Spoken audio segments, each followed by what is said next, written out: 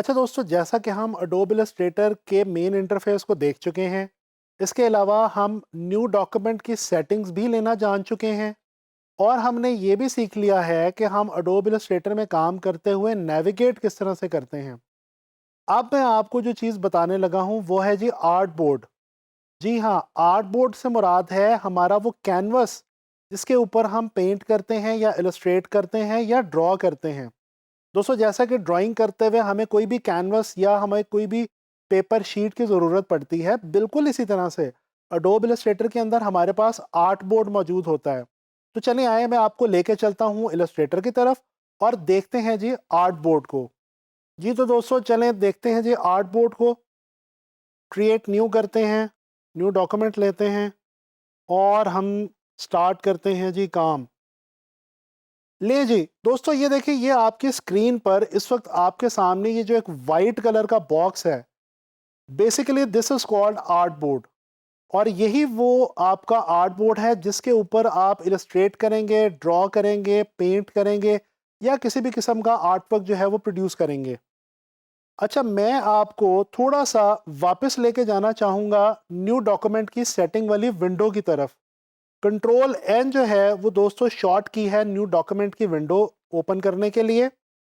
अच्छा, आपको याद होगा जब मैंने आपको न्यू डॉक्यूमेंट की सेटिंग लेना बताया था, उससे मैंने आपको बताया था कि मैं आपको बाद में आर्ट बोर्ड के हवाले से बताऊंगा। दोस्तों, यहाँ पे इस डॉक्यूमेंट के अंदर, इस विंडो के अंदर अगर हम गौर करें, यहाँ पे जहाँ पे मेरा कर्सर इस वक्त मूव कर रहा है आप देख सकते हैं, यहाँ पे आपके पास ऑप्शन है नंबर ऑफ आर्ट बोर्ड्स की। दोस्तों, इलस्ट्रेटर को एक ये फ़ौक़ियत हासिल है बाकी जो ग्राफ़िक सॉफ्टवेयर्स हैं उनके ऊपर, ख़ास तौर पे जो इलस्ट्रेशन और वेक्टर के हवाले से जो सॉफ्टवेयर्स यूज़ हम करते हैं ग्राफ़िक्स के अंदर, उनमें इलस्ट्रेटर को ये एक बड़ी ख़ास हैसियत हासिल है कि इलस्ट्रेटर आपको ये ऑप्शन देता है कि आप मल्टीपल आर्ट बोर्ड्स, यानी कि मल्टीपल कैनवासेस एक ही टाइम में एट अ टाइम अपने सामने ओपन कर सकते हैं। देखते हैं जी, यहाँ पे ये देखें, आपके पास आर्ट बोर्ड के नंबर की ऑप्शन है। अगर आप इसको चाहें, आपको ये एरो की एक ऑप्शन नज़र आ रही है, यहाँ पे अगर आप इस पे क्लिक करते जाएं तो आपकी जो नंबर ऑफ आर्ट बोर्ड है ये बढ़ता चला जाएगा। ये देखें, मैं इस वक्त 20 आर्ट बोर्ड्स तक जा चुका हूँ। अगर मैं क्रिएट पे क्लिक करूँ तो ये देखें, मेरे सामने स्क्रीन के ऊपर 20 art boards all together at a same time इस वक्त ओपन हो चुके हैं। अच्छा, अब यहाँ पे हमारे पास ये जो मल्टीपल आर्ट बोर्ड्स हैं, इसका फ़ायदा क्या है? दोस्तों, इसका फ़ायदा ये है कि मिसाल के तौर पे आप किसी बुक के ऊपर या किसी ब्रोशर के ऊपर या किसी ऐसी चीज़ का डिज़ाइन बनाना चाह रहे हैं जिसके अंदर मल्टीपल नंबर ऑफ पेजेस हैं। वैसे तो ये काम अब आजकल हम जो मल्टीपल पेजेस की जो लेआउट्स हैं वो इन डिज़ाइन के अंदर भी डिज़ाइन करते हैं, लेकिन इलस्ट्रेटर भी आपको ये आसानी देता है कि अगर आपको कोई फॉर एग्जांपल 20 पेजेस का कोई डॉक्यूमेंट आपको प्रोड्यूस करना है तो ये आपके सामने 20 आर्ट बोर्ड्स इस वक्त मौजूद हैं। आप पेज नंबर 1 से लेके पेज नंबर 20 तक तमाम पेजेस को एट अ टाइम अपने सामने एक ही शीट पे रख के, एक ही स्क्रीन पे रख के आप एट अ टाइम डिज़ाइन कर सकते हैं। मैं इसको बंद करता हूँ और दोबारा आपके लिए ओपन करता हूँ ताकि मैं आपको अगेन समझा सकूँ। अच्छा, यहाँ पे मैंने आपको अभी बताया कि हमारे पास 100 आर्ट बोर्ड्स की ऑप्शन है। तो मैं यहाँ पे टाइप करता हूँ जी 100 और मैं क्रिएट की ऑप्शन क्लिक करता हूँ। दोस्तों, ये देखिए कितनी मज़ेदार चीज़ इस वक्त आपके सामने ओपन हो गई है। 100 आर्ट बोर्ड्स यानी कि 100 कैनवासेस एट अ टाइम आपके सामने ओपन है। मल्टीपल आर्ट बोर्ड से आप एक और बड़े मज़े का काम ले सकते हैं। भला क्या? मिसाल के तौर पे अगर आप कोई भी ऐसा डिज़ाइन या कोई एक ऐसी इलस्ट्रेशन या कोई ऐसी चीज़ बना रहे हैं कि जिसके अंदर आपको डिफरेंट विजुअल एलिमेंट्स रिक्वायर्ड हैं, जिस तरह से पिक्चर्स और वेक्टर्स, ग्राफिक्स, ब्रशेस वगैरह वगैरह, तो आप वो डिफरेंट चीज़ें डिफरेंट आर्ट बोर्ड्स पे अपने सामने रख सकते हैं और अपना कोई भी एक मेन जो आर्ट बोर्ड आपका हो उसके ऊपर आप उनको जो है वो ला के गैदर कर सकते हैं। तो ये मैंने आपको 100 art boards at a time Illustrator में आपकी स्क्रीन के ऊपर ओपन करके दिखा दिए हैं। अच्छा जी, इसको मैं बंद करता हूँ दोबारा। दोस्तों, ये इलस्ट्रेटर के अंदर ये आपके पास एक क्रॉस का बटन है जिसकी मदद से आप बड़े ही आराम से अपने डॉक्यूमेंट को बंद कर सकते हैं। इसके अलावा इसकी शॉर्ट की भी मैं आपको यहाँ पे बताता चलूँ, कंट्रोल डब्ल्यू।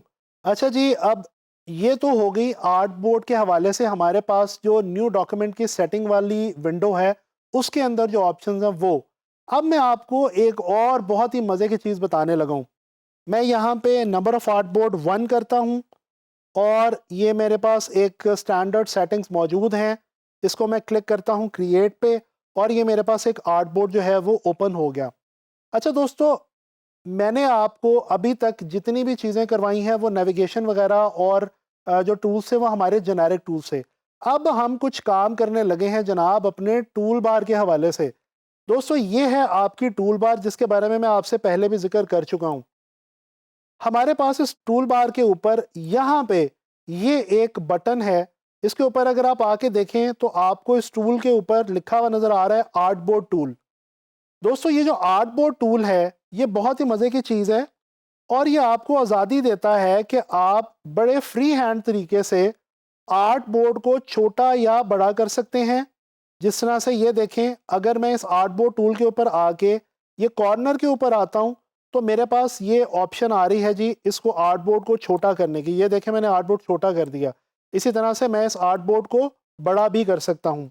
अच्छा, अगर आपने गौर किया हो तो मैंने जब इस आर्ट बोर्ड को छोटा करके वापस इसको मैक्सिमाइज़ किया है, इसका साइज़ एनलार्ज किया है, तो ये इसकी जो शक्ल है वो तब्दील हो गई है।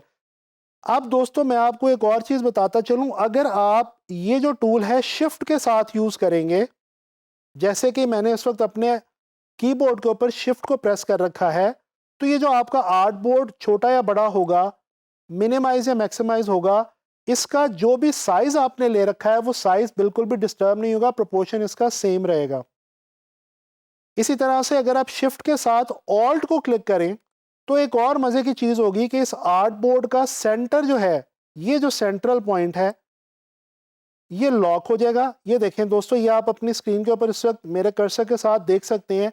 ये आर्ट बोर्ड का सेंट्रल पॉइंट है, ये लॉक हो जाएगा और आर्ट बोर्ड इसके बिल्कुल इर्द गिर्द जो है वो एनलार्ज या स्मॉल होगा।